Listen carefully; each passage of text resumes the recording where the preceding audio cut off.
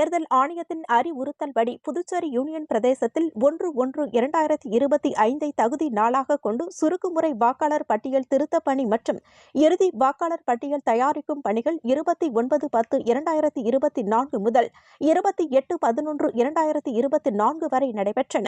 இந்நிலையில் வாக்காளர் பட்டியல் திருத்தப் பணிகள் நடைபெற்று புதுச்சேரி மாவட்டத்திற்கு ஆட்சியர் குலோத்துங்கன் மாவட்ட ஆட்சியர் அலுவலகத்திலும், காரைக்கால் மாவட்டத்திற்கு அந்த மாவட்ட ஆட்சியர் மணிகண்டன் காரைக்கால் மாவட்ட ஆட்சியர் அலுவலகத்திலும், அரசியல் கட்சிகள் முன்னிலையிலும் இறுதி வாக்காளர் பட்டியலை வெளியிட்டனர். அதன்படி புதுச்சேரி யூனியன் பிரதேசத்தில் ஒட்டுமொத்தமாக 4,74,788 ஆண் வாக்காளர்களும், 5,39,125 பெண் வாக்காளர்களும், 157 மூன்றாம் பாலினத்தவர் என மொத்தம் 10,14,070 வாக்காளர்கள் இடம்பெற்றுள்ளனர்.